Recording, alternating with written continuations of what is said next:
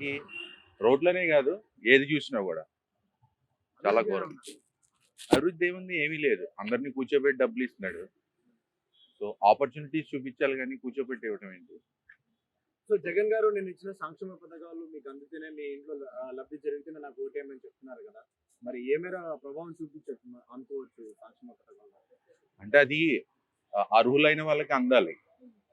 అందాయా లేదా అనేది మనకు తెలియదు. ఎవరికి ఇస్తున్నాడు అనేది క్లియర్ డేటా లేదు. సో డెఫినెట్ గా ఐ ఫీల్ అది చాలా స్కామ్ ఉందని నేను అనుకుంటున్నాను. మరి ఈ 5 ఇయర్స్ జగన్ గారి పరిపాలన ఉద్యోగ అవకాశాలు కానీ డెవలప్మెంట్ కానీ రాజధాని డెవలప్మెంట్ కానీ ఏమైనా జరిగింది అనుకోవచ్చు? అసలు ఇండస్ట్రీస్ చూస్తే ఒకటి కూడా లేవు అటు సైడ్.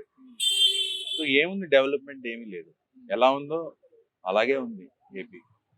సో ఇప్పుడు లాస్ట్ టైం జగన్ గారికి 150 సీట్లు వచ్చాయి కదా. సో ఈసారి ఎన్ని సీట్లు రావచ్చు అనుకుంటున్నారు? 175 50 వస్తే ఎక్కువ అనుకుంటున్నాను. సో ఇప్పుడు జగన్ గారు నేను ఇచ్చిన సంక్షేమ పథకాలు ప్రజలు చాలా గట్టికి వెళ్ళాయి. ఈసారి 175 గెలుస్తామని చెప్తున్నారు కదా. మరి ఏ ధీమాతో అనొచ్చు అనుకుంటున్నారు? మేబీ ధీమా ఉంటుంది, ఓడిపోయేవాడికి కూడా ధీమా ఉంటుంది, కానీ అది జరగదు. ఐ ఫీల్ 50 వస్తే చాలా ఎక్కువ.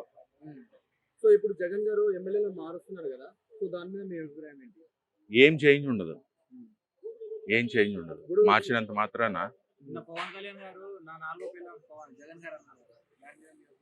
నేను వినలేదండి అది. అంటే ఇప్పుడు సార్ సొంత చెల్లెలైన షర్మిల గారు కాంగ్రెస్ లో చేరినపై విమర్శలు చేస్తున్నారు కదా. సో మరి ఎలా ఉండబోతుంది అనుకుంటున్నారు ఈ ఎలక్షన్ లో పిల్లల పాత్ర? ఏముండదండి, ఆవిడది కూడా పెద్ద ఏం లేదు. జస్ట్ డైవర్షన్ కోసమే అనుకుంటున్నారు.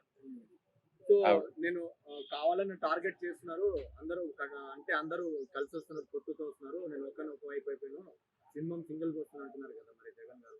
మరి సింహం ఎన్ని సీట్లు గెలుస్తారు? చెప్పే కదా 50, మాక్సిమం 50 కంటే ఎక్కువ రావు. ఇప్పుడు పవన్ కళ్యాణ్ గారు టీడీపీతో కలిశారు కదా. సో మీకు ఎలా అనిపిస్తుంది? మంచి అలయన్స్ అది. సో ఇద్దరికి విజన్ ఉంది. అంటే చంద్రబాబు నాయుడు మెయిన్, ఆయన ఆల్రెడీ ఎక్స్పీరియన్స్డ్. సో హైదరాబాద్ నేను అనుకుంటుంది చాలా ఐటీ కానివ్వండి, ఆయన ఉన్నప్పుడు చాలా ఫ్లైఓవర్స్ కానివ్వండి చాలా డెవలప్ అయింది ఆ టైంలో. సో డెఫినెట్ గా రాబోయే కాలంలో చంద్రబాబు నాయుడు లీడర్షిప్ పవన్ కళ్యాణ్తో అలయన్స్తో మంచి అభివృద్ధి సాధిస్తుందని నేను ఫీల్ అవుతాను. పవన్ కళ్యాణ్ గారు వారాహి యాత్ర అదే విధంగా చూసుకుంటే లోకేష్ గారు యువగల మ్యాటర్. సో ప్రజల్లో ఏ మీద ప్రభావం చూపించారు ఈ ఎలక్షన్ లో? డెఫినెట్ గా చూపిస్తుందండి. People want to change. ఇప్పుడున్న సీఎం ని చేంజ్ చేద్దాం అనుకుంటున్నారు.